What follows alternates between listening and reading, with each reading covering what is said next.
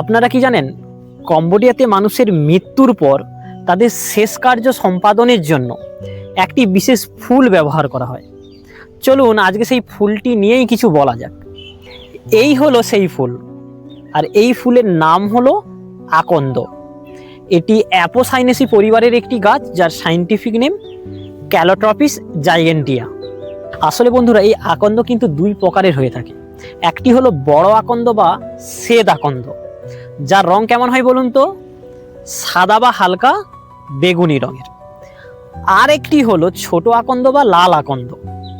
এর রং হয়ে থাকে হালকা গোলাপি এবং সঙ্গে কিছুটা বেগুনি রঙও মিশে থাকে।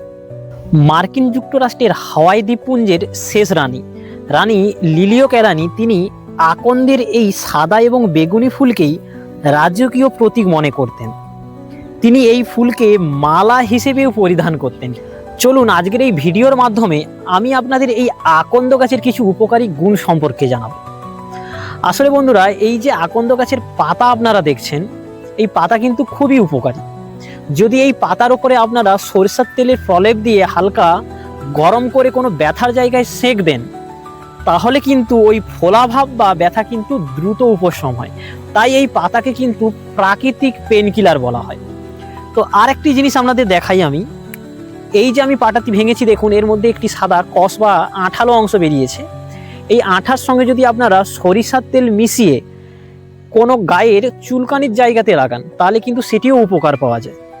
তবে একটি বিশেষ সতর্কবার্তা রয়েছে। এই গাছের পাতা ব্যবহার করার সময় এই আঠা কিন্তু চোখে বা মুখে যেন না পড়ে, সেটি খেয়াল রাখতে হবে। কেন বলুন তো, এই আঠার মধ্যে কিন্তু রয়েছে একটি বিষাক্ত পদার্থ, যেটি চোখে লাগলে অন্ধত্বও পর্যন্ত হয়ে যেতে পারে। তবে অনেক গ্রামীণ জায়গাতে কিন্তু পেটে কৃমিনাশক হিসেবে এই আকন্দ গাছের ছালের রস কিন্তু ব্যবহার করা হয়।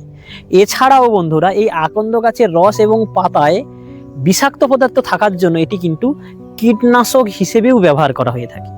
তবে আরেকটি অদ্ভুত তথ্য আপনাদের দিয়ে রাখি।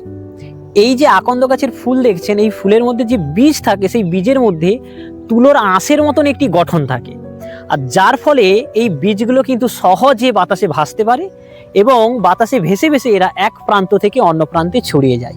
আর যেই কারণে আমরা এই গাছগুলোকে কিন্তু সহজেই রাস্তার ধারে বা বিভিন্ন প্রান্তে কিন্তু আমরা দেখতে পাই।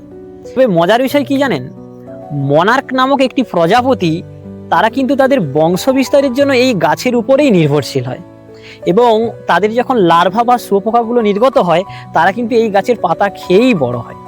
তো বন্ধুরা, আপনারা এই আকন্দের কোন প্রজাতিটিকে বেশি ভালোবাসেন, সেটি একটু কমেন্টে জানাবেন।